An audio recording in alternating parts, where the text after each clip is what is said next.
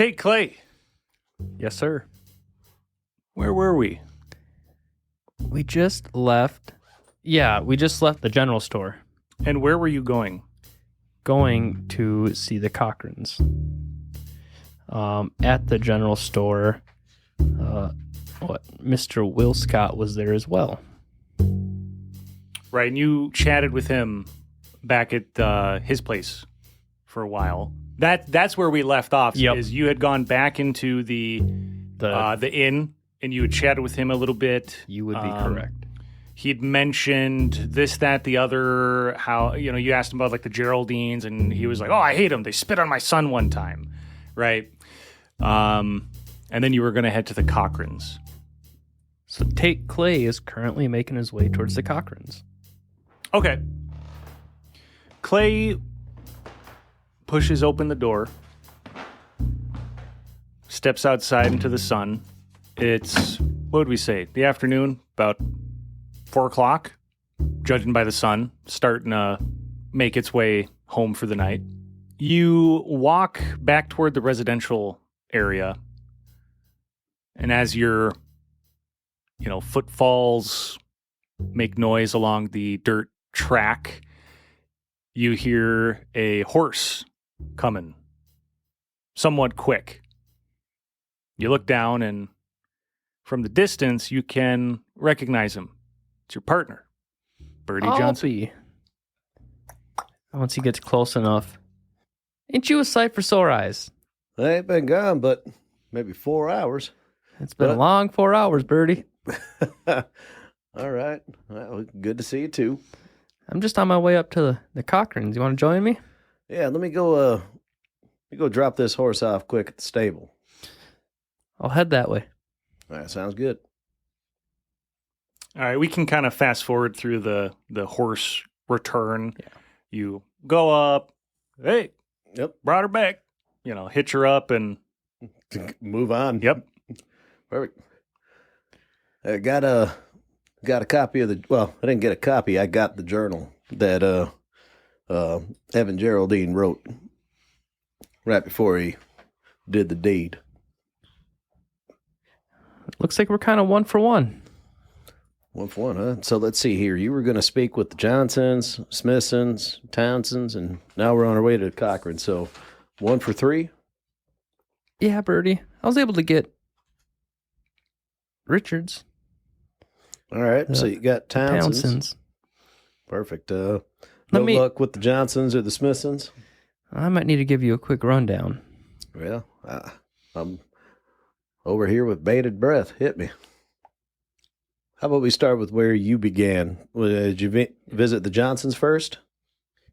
So when I pulled up to the Johnsons, there was this red-headed woman, younger, kind of the age of the rest of the women that unalive themselves, one might say. Come to find out, her name is Peggy.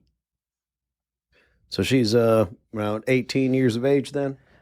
Yeah, Birdie, I would say about 18, 19. All right. She was allegedly friends with Lillian, and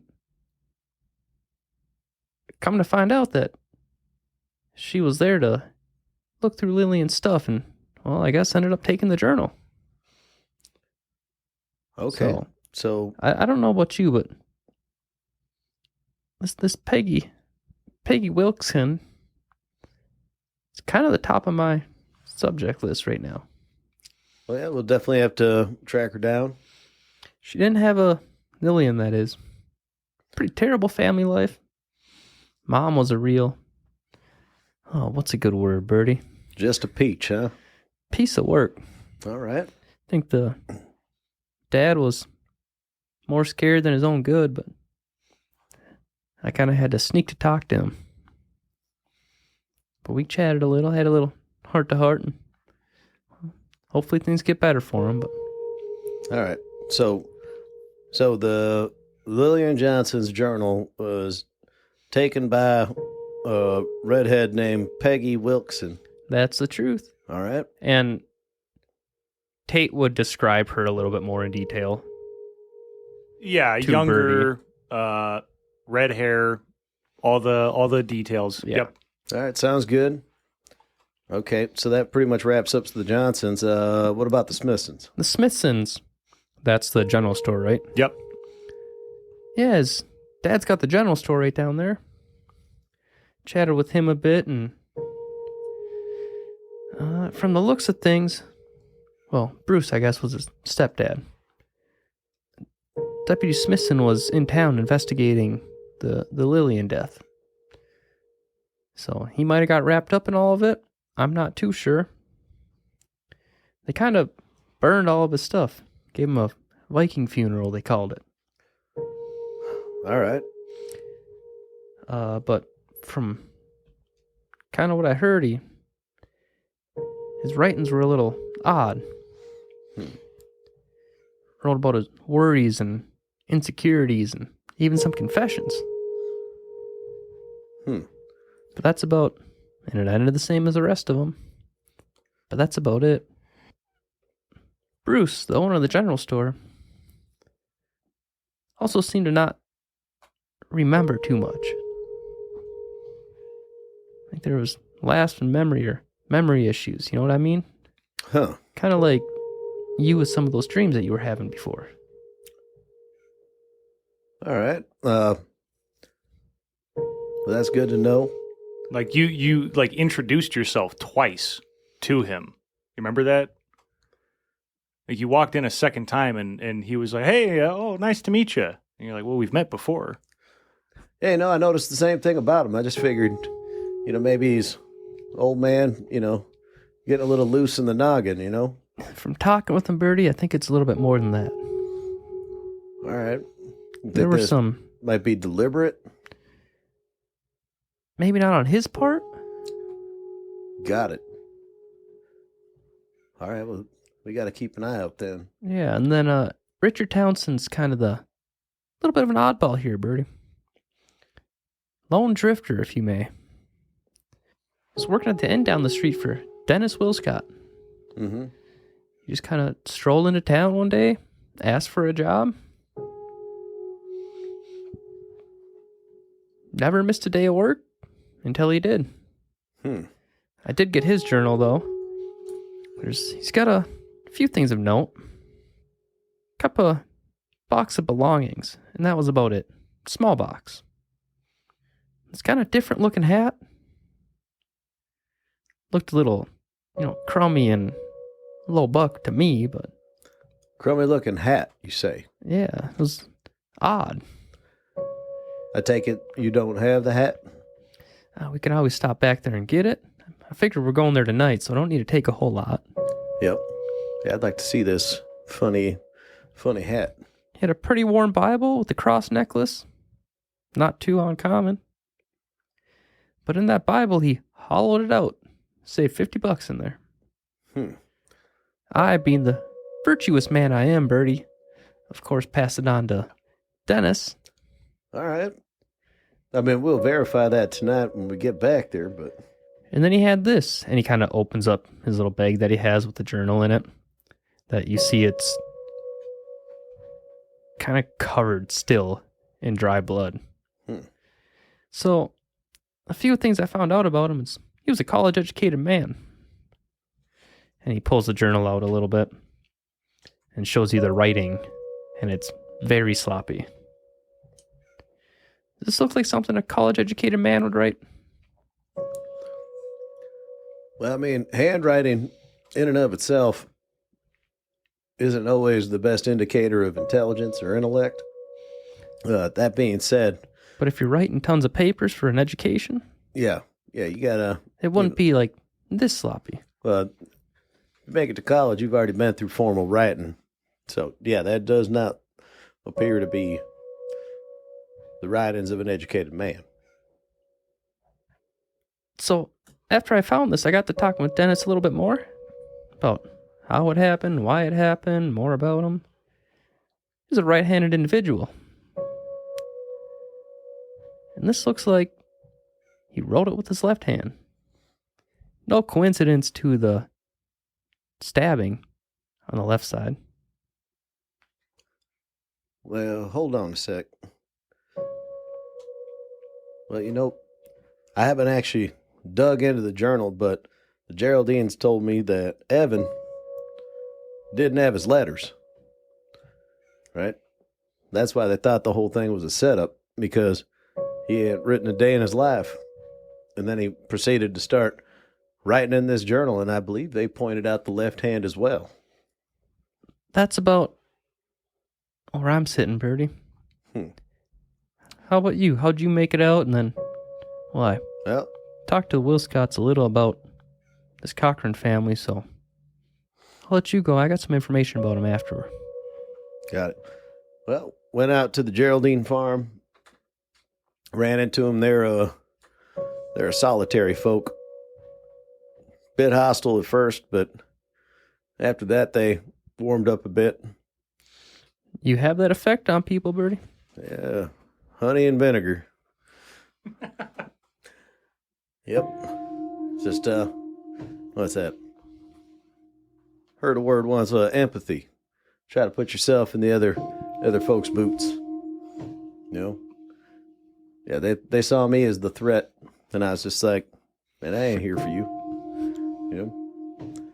But no, ultimately came out with the journal. By the way, Birdie's gonna open up his satchel and pull the journal out, take a peek at it. Clay, I want you to roll what's like a sensory check for like a smell. Ooh. Or a notice, because it's not like a spot hidden. You're not like finding something, but you're specifically a smell. Without giving it away, is this like a smell that you would notice in the medical field? Maybe. Because then you could say medical. Just roll it at D100. Okay. Tell me what you get. 6. As you're talking to Birdie, you're telling him, kind of giving him an update on the first half of your day, and then he's telling you about his experience at the Geraldines. You pick up a pretty noticeable smell of liquor on his breath. Yep. So yeah, we had a bit of a chat. Then they buried the journal with their son. Then they gave me permission to dig it back up. Which is why I'm a bit dusty over here. Yeah. Well, anyway, let's take a peek in this here thing. I haven't looked at it yet. Birdie's gonna open the journal. Okay. Opening the journal, you find the contents of the journal are very similar, eerily similar to the other journals that you've looked at, or I guess the only other journal that you've looked at, right? You've only looked at one other one. Comparing them side by side, they look eerily similar. The handwriting is atrocious, and the actual contents of the word are very similar. There's writings about insecurities, anxieties, regrets. And as expected, the very last page has that same quote. Do either of you remember the quote? Thus, with a kiss, I die. Boom. So questions on flipping through this, albeit rather quickly, I'm sure we are right now. Does it mention or reference a she or a her? It does. It does. Because Granted, the text is different. The word for word text is different. Different pages have different things. Different paragraphs are about different stuff. And some of the things do seem very personal to the Geraldines. Does it have pages full of the same stuff written over and over and over? At certain points, yes. Okay. However, the same thing is different. What does this one say? That would be covering a page like the not good enough was. Yeah. That actually is the same. Okay. The hyper repetitive stuff, like not good enough, not good enough. Okay. Right? That is identical. There is some personalization, right, where Birdie would recognize, references to family members of the Geraldines. But like when you hold the two journals side by side, they look almost as if they were written by the same hand. Okay. Well, that falls right into our kind of creepy category there. Because these two look like they could have been written by the same person. But both of them do have like personal touches to them. Yeah, Birdie, why don't you let me hang out of that, and I want to go through them back to back when we get back tonight. It's all yours. But all right, enough jaw-jacking about what we got now. And Tate's going to give Birdie a little like shove on the shoulder just to test his balance a bit. You want me to roll? Well, it's been like 2 hours since you. I think you're probably fine. Yeah. You maybe look a little worse for wear, but that glass of water you were given certainly was needed. Yes.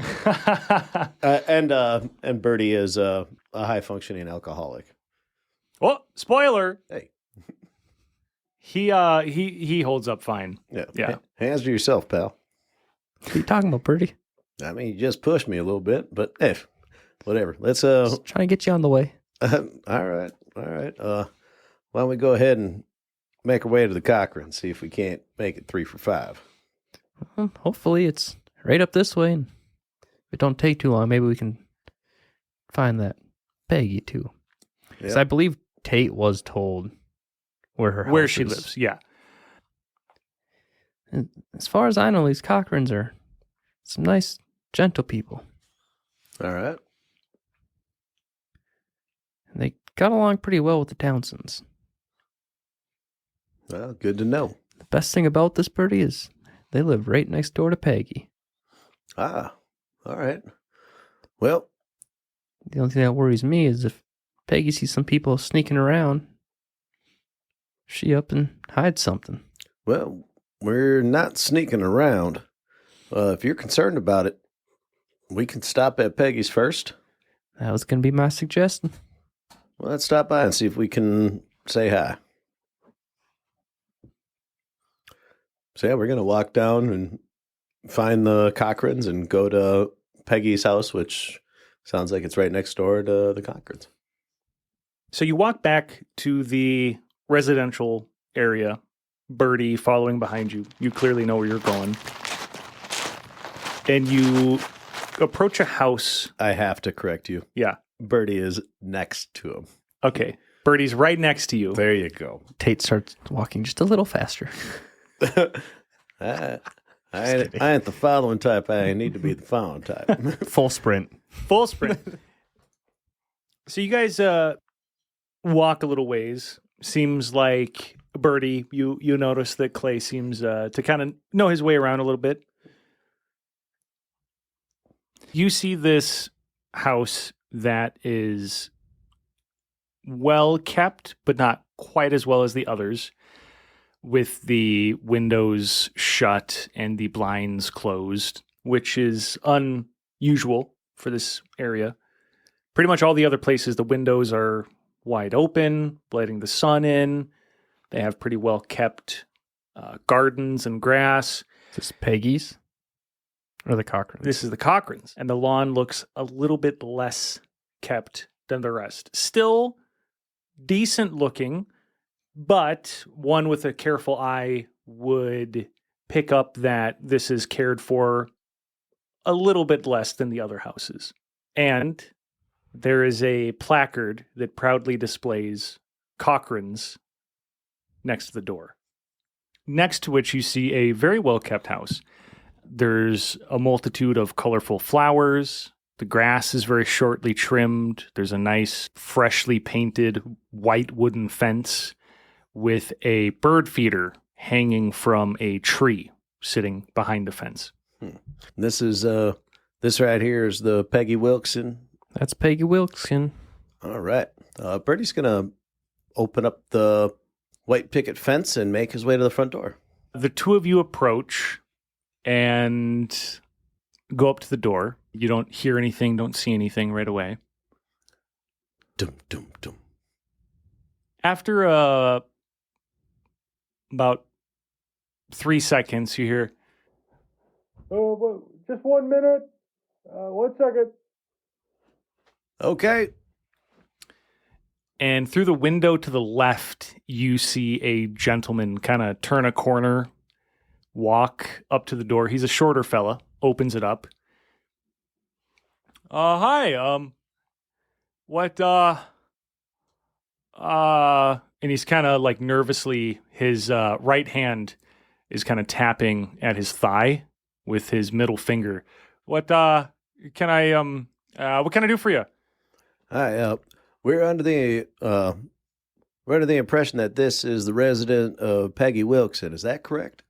As you're asking this question, you can smell freshly baked bread coming through the door, just faintly, kind of mixed in with the flowers. Excuse me. Hey, are you right in the middle of like taking loaves out of the oven? Oh, I just took them out. But I was going to say, we can wait a minute if you had to. No, well, wait here I have to turn wait here 1 sec. Right. Actually, thank you. He turns around and quickly like walks back. You notice an oven mitt on his left hand. He walks back around he leaves the door open, walks back around that corner, and if you listen really closely, you can hear some pots and pans getting moved around and whatnot. He comes back, no longer with the oven mitt on his left hand. Thank you. I just had to move some things real quick. I'm going to add, he walked away. Yeah. Tate made his way and just kind of stepped into the doorway. Oh, in the house? Not all the way in, just, like where the door would normally close his at. Foot is like halfway through the threshold. Yeah. Okay. Like he's not barging in, but he's like halfway through the threshold and kind of leans against the side of the door threshold. Hi. And he starts to kind of he puts his left hand in his right hand and starts to kind of like massage his hands together. What can I do for you two? So, first allow me to introduce us. My name is Hubert Johnson. Folks call me Birdie. I'm a U.S. Marshal, and this is my colleague here, Clay Tate. Tate Clay. Nice to Clay. meet you. I always get them two mixed up, He but sticks out his hand for a handshake. Clay Tate or sorry, Just call me Tate. Tate Clay. Yes. Nice to meet you. And you're Birdie Johnson. that's right. Nice to meet you. He sticks out his hand and puts his left hand behind his back and then sticks out his right and shakes both your hands and then puts his right hand behind his back and then kind of quickly puts them back in front and kind of cups them in one another like this, and you can see his two thumbs are playing with one another. I'm so sorry. What could I do for you two? All right, sorry to be a bother here. We're looking into the series of unfortunate events that have been going on the past few weeks. Yes. Yes. Now, I can't get into too many specifics, but there is a bit of evidence that is important to us that we believe your daughter Peggy got from the Johnsons, and we were wondering if we could chat with her about that. Peggy, she's not in right now. Okay. But this is about the deaths. Yes. Has she been in the last couple of hours? I think so. Yeah. Yes. Like within the last 3 or 4? This afternoon? Yeah. Yes, she has been. Actually, I'm so sorry. Yes, she has been home. Don't be afraid to relax a little bit. Yeah, sorry. And he breaks his hands up from in front of him and kind of puts them in his pockets.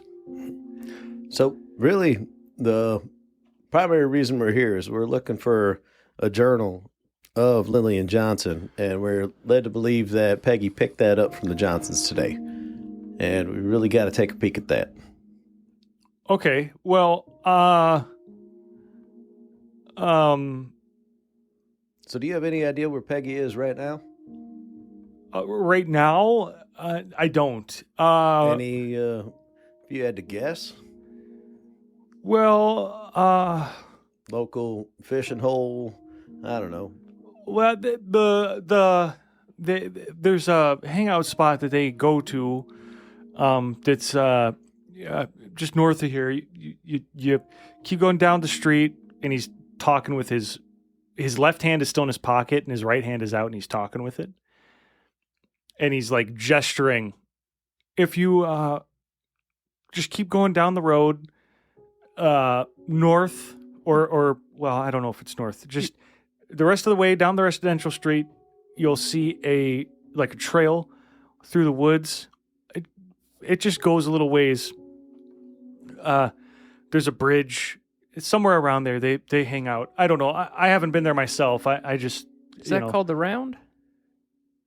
Well, it's White Round is the town. The Round is more by the well, you wouldn't call it a city hall really, but you know what I mean. Got it. Well, if you could do us a favor, if Peggy comes home in the near future, or when she comes home today, will you please let her know that we're looking for her, and we'd like to take a look at the journal, and also maybe ask her a question or two. We're staying at the Will Scott's Inn. The Will Scott. Okay, her journal, not Peggy's. Well, that might not be too bad of an idea, considering all things. Yeah, I mean, if Peggy is willing to share her personal journal with us, I guess we could take a peek. But we're way more interested in Lillian's journal. Oh, Johnson's, the young woman who passed away. Yes. Mm-hmm. I'm sorry. Who are you with? We're here investigating these things. You're sheriffs? Federal agents working with the sheriffs. Marshals? I am a marshal, yes. Secret Service myself. We're not here to cause any alarm or panic, but there has been enough of a pattern where we kind of want to look into things and make certain that no more fine folk wind up harming themselves. Okay? Right. Especially, young women around 18, 19. Well, Birdie's just gonna kind of cast Tate a glance, like tone it down, pal. He doesn't necessarily catch that. He himself looks down a little bit. He looks at the palm of his hand and kind of moves it around a little bit and then puts it back into his pocket. Can I deduce why he's doing that? From a psychological level? What's your psychology? 30. What about psychiatry? I don't know if that's also or like medical. There's psychoanalysis and then psychology. What's your psychoanalysis? 1. Roll whatever you want that's your highest stat relevant to like psychiatry. I would say psychology. Go ahead and roll it. 100 over 30. One little roll away from passing. Motherfucker. You're not sure what's wrong with this guy. You think maybe he's been drinking, maybe he's on opioids or opium. I'm sorry. Maybe he's on opium. But none of that necessarily fully tracks with what you're seeing, but it's weird. He must be on something. So yeah, that's who we're with, and we don't want to take up much of your time. But time is of the essence. Is there anything I can do? I don't know where Peggy is, but is there anything I can do to help? I mean, we wouldn't want to impose, but if you wouldn't mind letting me with you present, stepping into your daughter's room to see if that journal's maybe laying on a desk or something. He's fidgeting with his wedding ring. He's just kind of twisting it left and right and left and right. And he looks over at you. Well, I mean, that would help.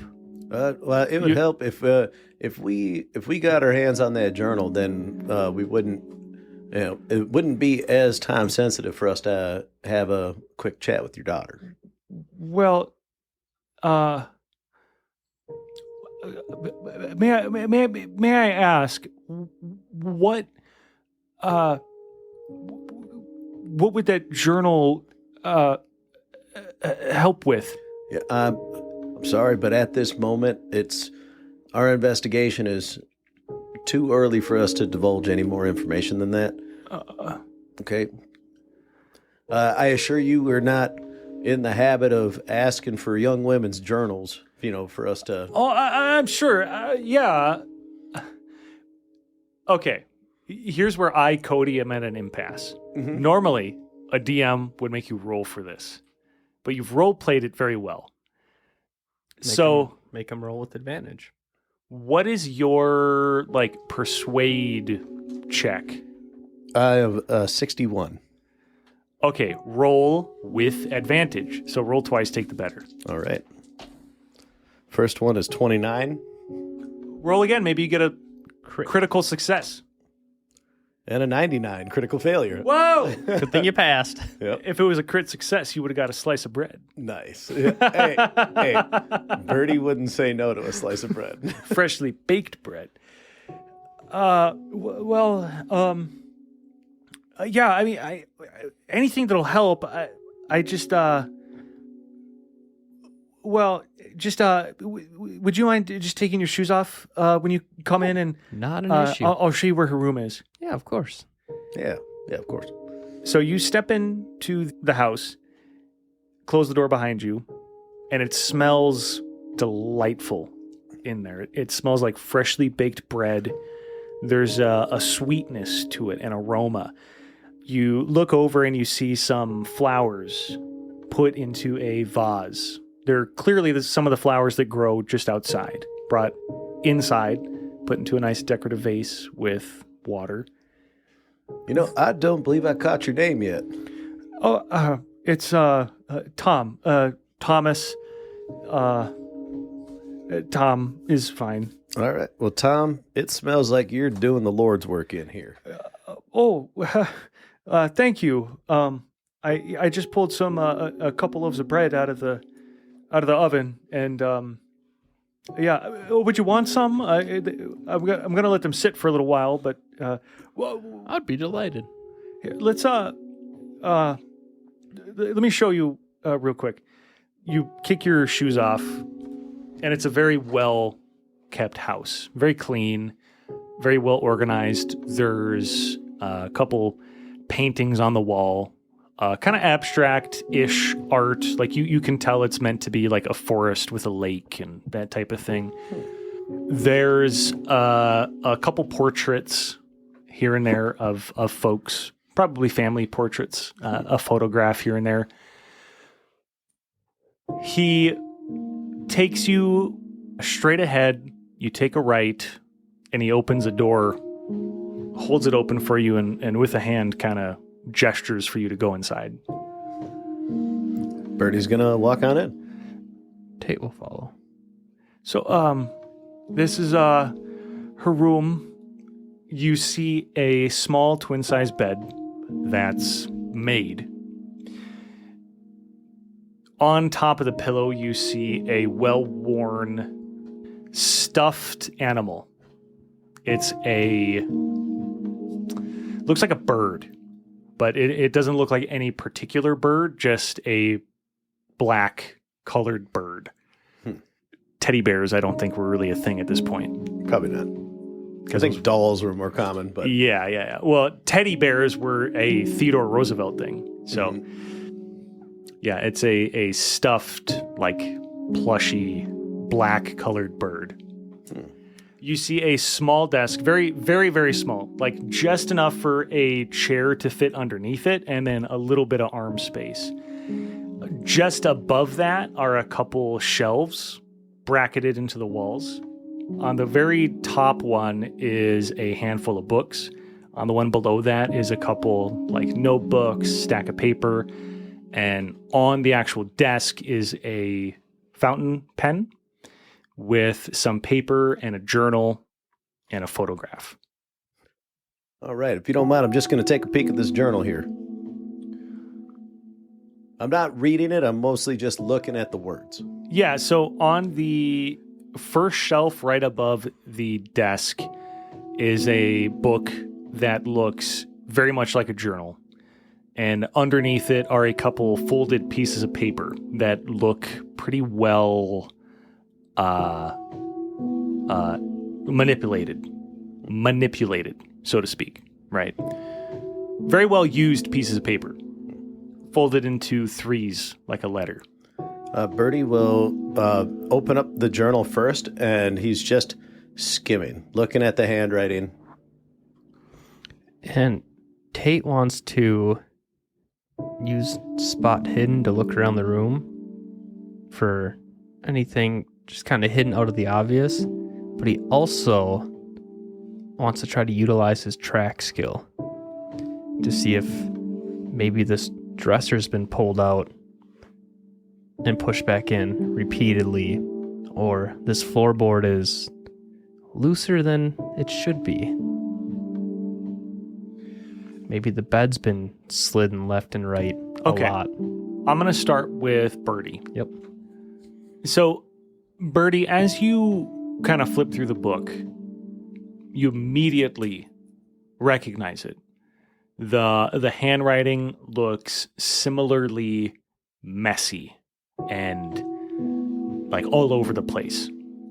The contents, like the written word, appears to also be extremely the same. There's every so often several pages of repetition where a word or a phrase will be repeated like over and over again. Never enough, miss her, type, stuff like that, just over and over and over again. But you also will find extended chunks where it appears to be her writing about personal stories that are not the same as ones that you found in the Geraldine's or Evan Geraldine's journal and the Townsend's journal. This is definitely what we were looking for right here. Did you find Lillian's over there? Well, let me actually flip to the front and see if it's signed. Check that last page, too. Oh, last page. Oh, it was the last page, just as scribbly and shitty. Or did it end with... But it does also end with... Thus with a kiss? Thus with a kiss. Okay. Mm-hmm. Birdie's going to flip it to the first page. You do see it signed by Lillian Johnson. Okay, this is Lillian's journal here. Tom? Yeah. I need to take it. You said that's the younger Johnsons, younger Johnsons? That's correct. Yeah, that's fine. Birdie's going to also open up those well-worn pieces of paper as he's like,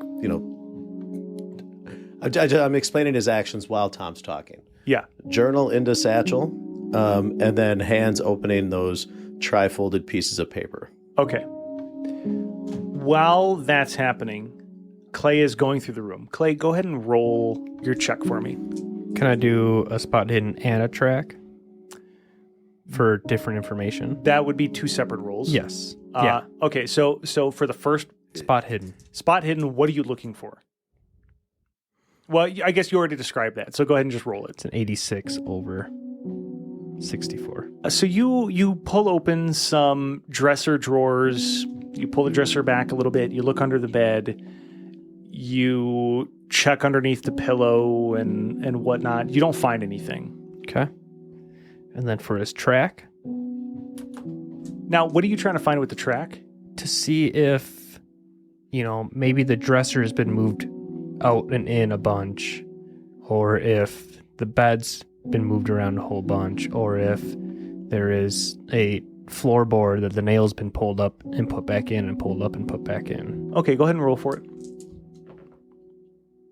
That's a pass with a 34 under 50. So you do your initial look around, right? Open this, check behind this, look underneath here, pick this up, what's under here. Don't find anything.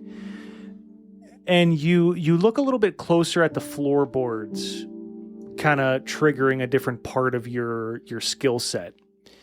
And what you find are little grass stains.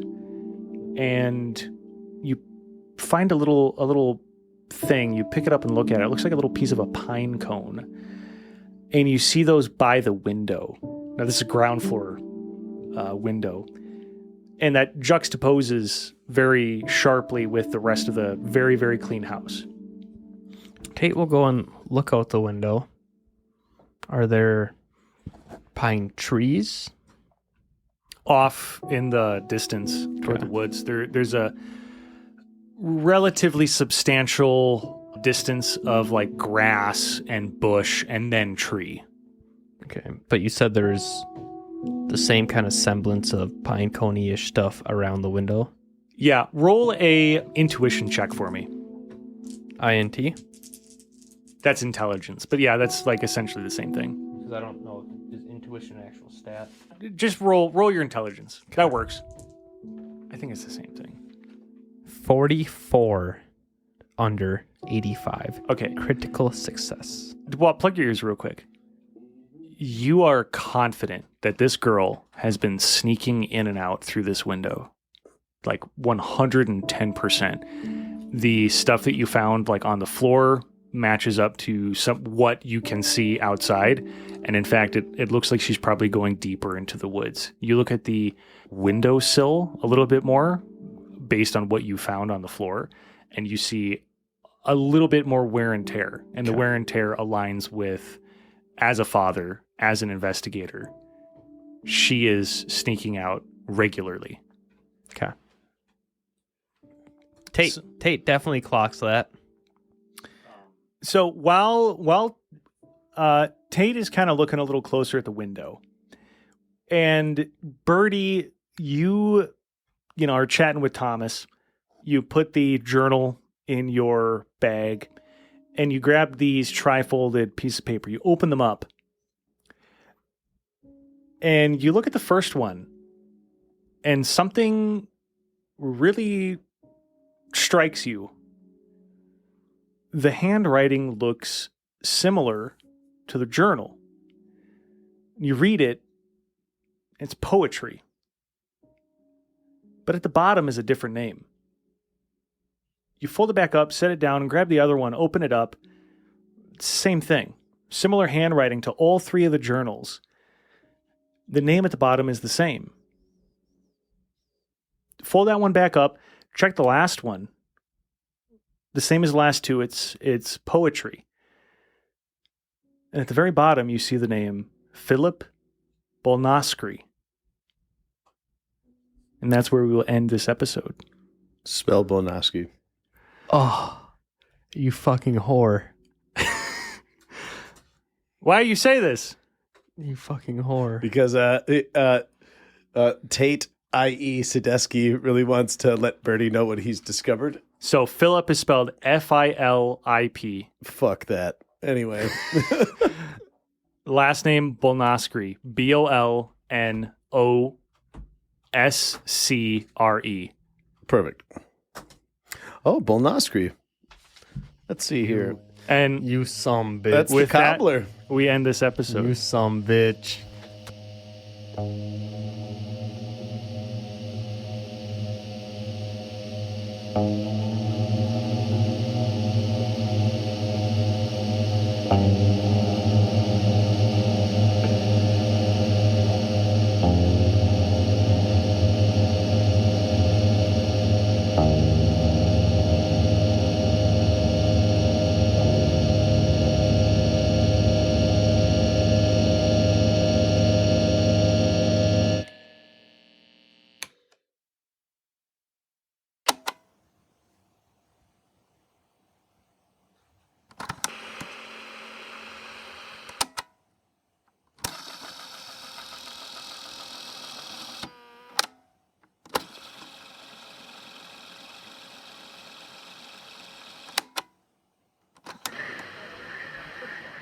Frank Swarson.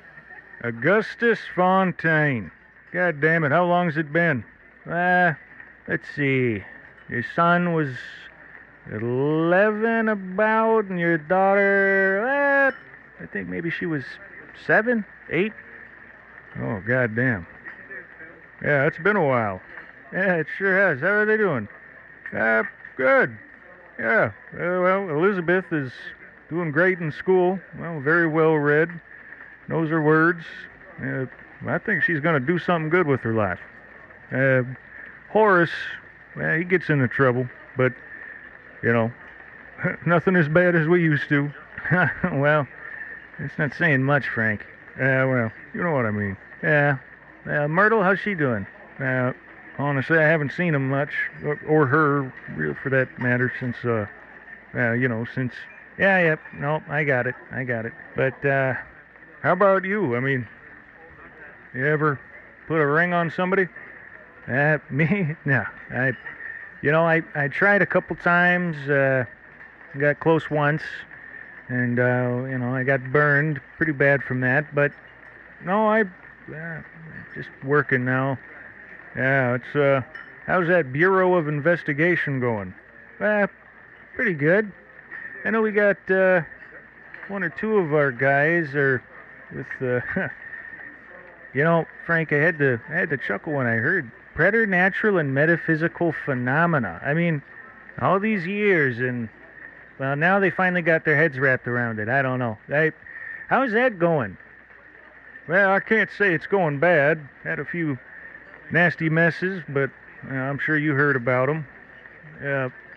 Either way, I asked you here because, well, Alborn was a good man. A year ago, I thought he'd be perfect for something like this.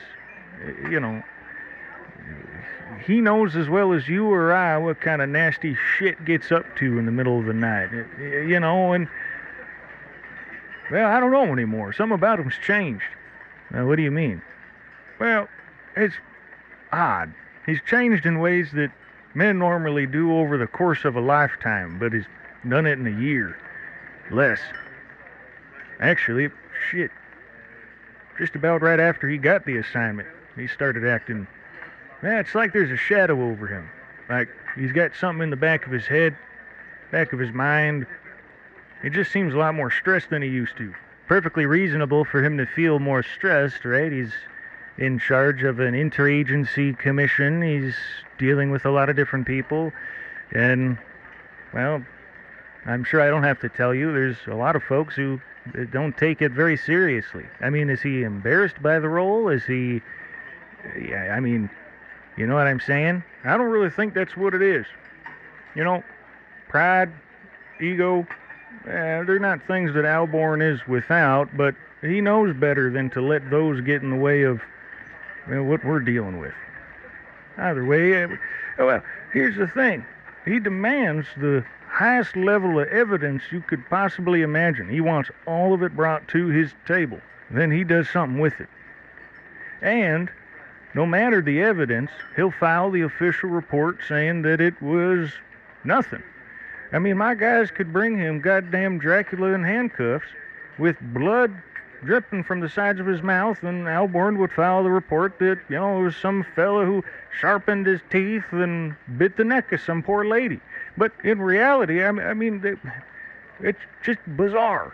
And it's not that he doesn't know that these things are real. I mean, you remember that metallurgist that we got a while ago? The fellow with the... Well, I gave one of those samples to Alborn, and he'll show it to new investigators. Really get the point across to them that stuff's real. And there's a growing frustration among everybody, including myself. He brushes all of it under the rug, turns a blind eye to it. Worse, he's brushing it off as nothing. We've had some real serious issues that they're not getting addressed. Here's an example. And part of the reason I asked you to come. About not terribly long ago, there's this journalist. You might have heard of him, Jonathan Creedmoor. Oh, yeah, that guy out of Maine. Yeah, he writes about the hoodoo voodoo. Yeah. You work with that guy? Well, sometimes. Here's the thing. Some of his stories are hogwash. Some of them are made up, but some of them ain't. And he's come to us a couple of times. We went to him about some of his stories, and he's come to us about some leads. The thing is, he only comes to us about ones he's pretty confident on. So he's been a valuable asset, so far as I've thought. Alborn's gone far enough to say that he's off limits now. And this is all after August.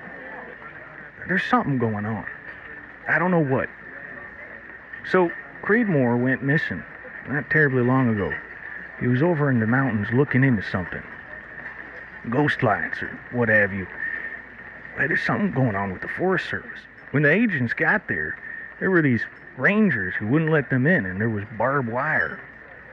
Now, mind you, I haven't been there myself. This is the account. And that's part of the reason I called you here. But the report they gave was talking about the Forest Service out there looking for something, digging, shooting people. I mean, and half of their buildings were burned down and the other half were decrepit. Not only that, there were people there still wearing these flame retardant suits. And, well, they weren't alive, but they weren't quite dead. You know what I'm saying? Yeah. All right. So, well, here's the thing. I mean, the Forest Service completely denies all of it. They said they have no account of any of that. The names didn't match up to anything. This or that. I mean, complete denial. Now, I went through just about every avenue I had to look into things, or I have readily available. I know you got better connections nowadays, and I wanted to see this for myself. Okay, what? All right, well, hold on a second. So, the Forest Service had barbed wired off an area, and your men went in. There were buildings and animated corpses. Yeah, well, and there was a deliberate effort on the part of these men who I think were, posing as Forest Service. They were looking into these lights themselves, and it was real organized, heavy-duty stuff. And there was some Divisio 9. I'm not quite sure what it is. Yeah, my researchers couldn't figure anything out about it. I mean, it's Latin, but that's about it. That's not a big surprise either. And the lights?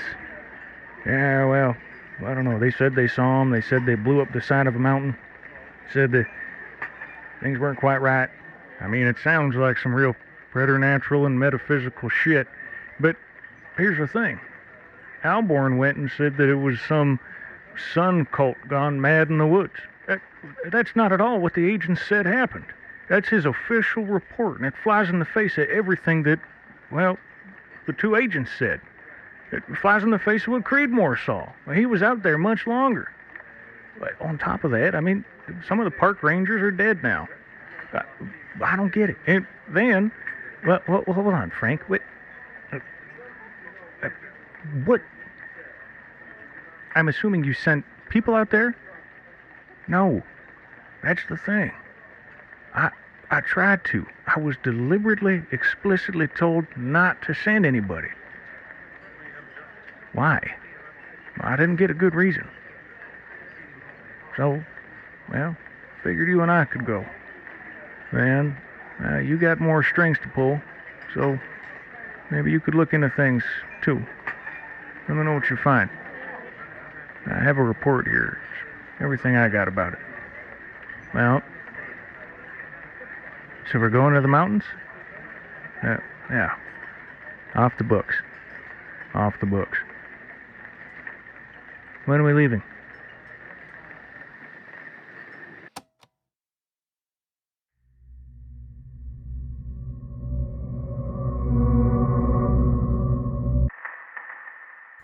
Hey everybody, it's Zenner with a couple more things to say. All right, I'm sure by now you're sick of hearing my voice. It's too much. It's too much, Zenner. It's too much. Give me Dubois. Give me Sadesky. Well, I'm sorry, they're not here. They're not in my apartment. I'm in my apartment. My cat's in my apartment, but he's sleeping on the carpet right next to my desk right now. So you won't be hearing from him. You just get to hear from me. And here's what I have to say for you all to hear. Thank you for listening. Especially to the end. I got to do it. I got to do it every single time. I gotta ask you guys for a favor, and I think you already know where I'm going with this one. It's a please like, subscribe, follow, rate. Spotify has this cool little thing where you can go on there and you can say, "Oh, the show is a 1 star. It's terrible. It's the worst thing ever." Now you can do that if you want, but there's another option, that's better than that one. So. You're free to make whatever decisions you want to make, wherever you are in the world. Hopefully you can, click somewhere between 1 and 5 stars or at either end of the spectrum, and just let people know how you feel about the show. And, let your friends, let your family, let your coworkers, when you take your car, you go into the gas station, you say, "Hey, can I get 15 on 10 and, a pack of American spirits and, the $5 car wash."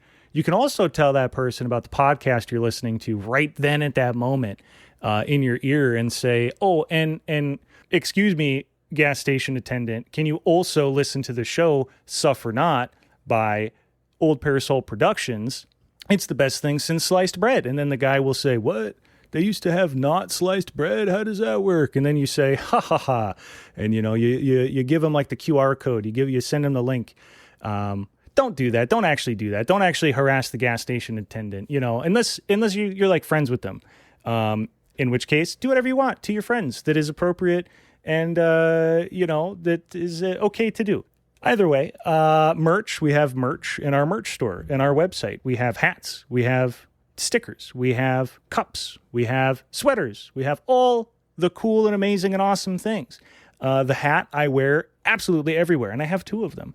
I have one which is camouflage. I have one which is black. I have a long sleeve shirt. I have, the only thing I don't have is a pair of pants. I think I need to get on that. Other announcement too. I know I think I've mentioned this before, but Patreon, right? We're working on content for that. So some of the things we'll have is a bloopers reel, right? When we make these episodes, there's a ton of stuff that gets cut off.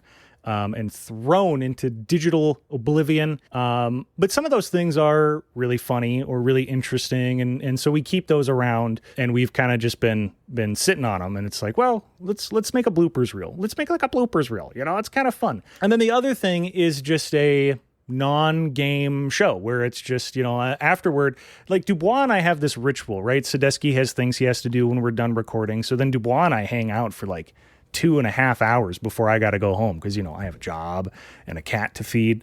But we were sitting, we're like, why don't we record these? I'm sure at least a little bit of it is potentially entertaining to listen to. So we're also going to start publishing that. The working title is Old Parasol Offline. And trying to think of what else. I know we have plans for like a D&D show or a mothership show. We want to make more shows, especially for Patreon. And once we get to a certain point where maybe we can hire an editor, then we'll have more shows for everybody. But it's, we all work. Editing takes a lot of time. Writing the show takes a lot of time. It all takes a lot of time, and we all work, right? So at some point, hopefully, we can make enough to break even and potentially hire an editor, at which point we would have more time to make more shows. I mean, honestly, if we had like a full-time editor, we could be making like 3-4 shows right now, like potentially. Maybe I'm exaggerating. Maybe it's not that much, but you know what I'm saying. So anyway, with expect next month, I think, is when officially we will be putting content on Patreon, like actual content. Right now, if you want to throw us $5 here and there because you like the show, that's greatly appreciated. Like honestly, big time. Making shows like this is not free, and and any little bit helps. Like honestly, it really does. So with all that said, with all that out of the way, sorry for rambling here, but anyway, have a good night. Or good morning, or good day, whatever time of day it is. I usually record these the night before I post them. So to me right now, it's kind of late. But for you, it's probably really early. Or it's, I don't know, whenever the fuck. Who cares? God damn it. I'm doing it again. Anyway, okay, I'm gonna let you guys go. And we'll talk next week. All right, love you, bye.